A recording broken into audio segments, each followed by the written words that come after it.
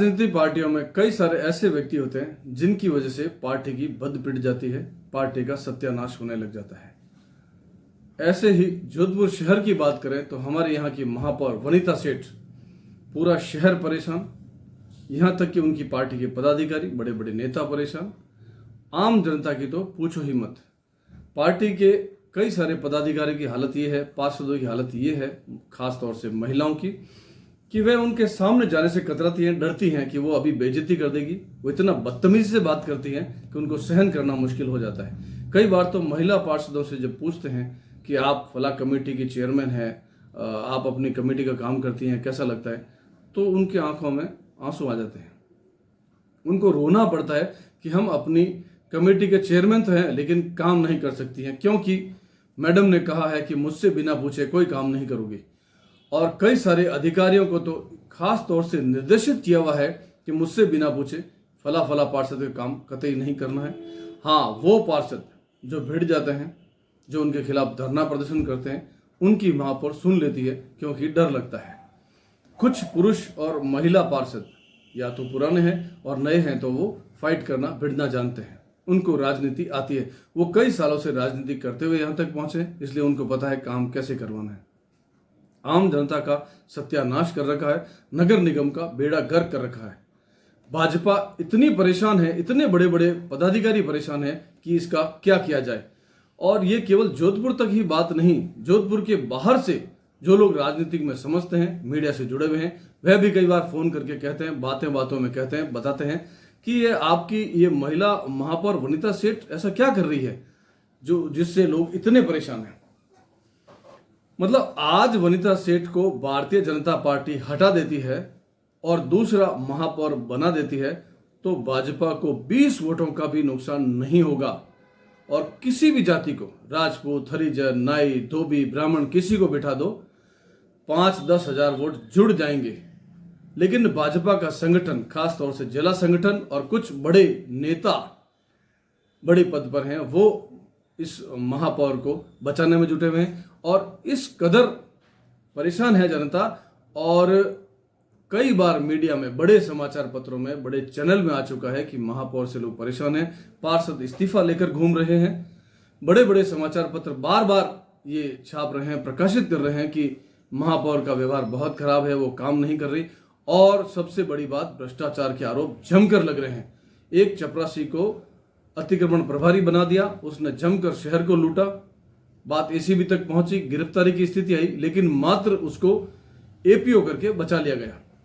ये सारा श्रेय महापौर वनिता सेठ को जाता है।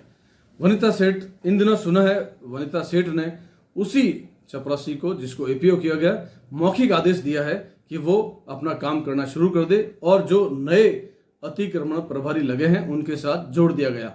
अब वो बिना सरकारी लिखित आदेश के वो सभी जगह वापस निर्माण पे जाने लग गया, और सुना है वसूली फिर से शुरू हो गई। और ये सब कुछ वनिता सेठ की वजह से हुआ है। एक और बम फोड़ धमाका है जो पता नहीं सही है या नहीं, लेकिन सूत्रों की माने, विश्वस्त सूत्रों की माने तो उसकी कैटेगरी चेंज करके, उसकी कैटेगरी बदलकर उसको एलडीसी बना दिया गया है, जबकि वो अपने पिता या माता की जगह नौकरी पर लगा, आश्रित नौकरी है जिसमें कैटेगरी बदलती नहीं है। लेकिन महापौर ने अपनी हठधर्मी से, अपनी जिद से, मैं कर लूंगी कोई क्या कर लेगा के अंदाज में उसको एलडीसी बना दिया है। क्या वनिता सेठ को भाजपा हटा नहीं सकती? जब नरेंद्र मोदी, जो भाजपा के सर्वे सर्वा हैं, मुख्यमंत्रियों को, यानी 5 साल में 3-3 बार मुख्यमंत्री एक ही राज्य के बदल देते हैं, वहां मात्र एक महापौर नहीं बदल सकते? क्यों भाजपा अपनी बद पिटवाने पर लगी हुई है? और भाजपा का जिला संगठन और बड़े मंत्री उसके साथ क्यों जुड़े हुए हैं? क्यों बचाना चाहते हैं उसको? और बचाकर उनको फायदा क्या मिलेगा? कुछ नहीं, नुकसान जरूर हो रहा है, लेकिन कोई सुनने को तैयार नहीं। मैं उसको कतई गलत नहीं मानता जिसने मांगा और उसको दिया।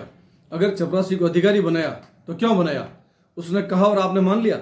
ऐसे तो और बहुत सारे लोग आ जाएंगे कि मुझे अधिकारी बनाओ और मैं उसको अधिकारी बना दूं। मतलब कोई भी आ जाए कि मुझे अधिकारी बनाओ, और क्या आप उसकी बात मान लेंगे? कहीं ना कहीं लालच था, कहीं ना कहीं भ्रष्टाचार था, बड़े बड़े स्तर पर भ्रष्टाचार था।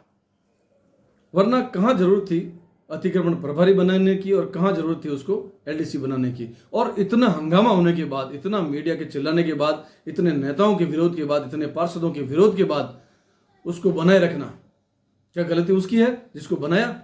नहीं, उसने कहा आप मुझे बनाइए, मैं आपको फायदा पहुंचाऊंगा, यही हुआ होगा। इसके अलावा और क्या है, क्या वजह है? और किसी को तो नहीं बनाते इस तरह।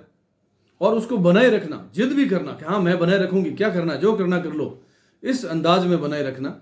मतलब उसकी क्या गलती जिसको बनाया? उसने मांगा, आपने दिया। ये कोई वरदान नहीं है जो आपने दिया। गलती आपकी है। आपको पार्टी की सोचनी थी, आपको शहर का सोचना था और आपको अपनी छवि बनानी थी, क्योंकि इससे पूर्व की क्या छवि थी?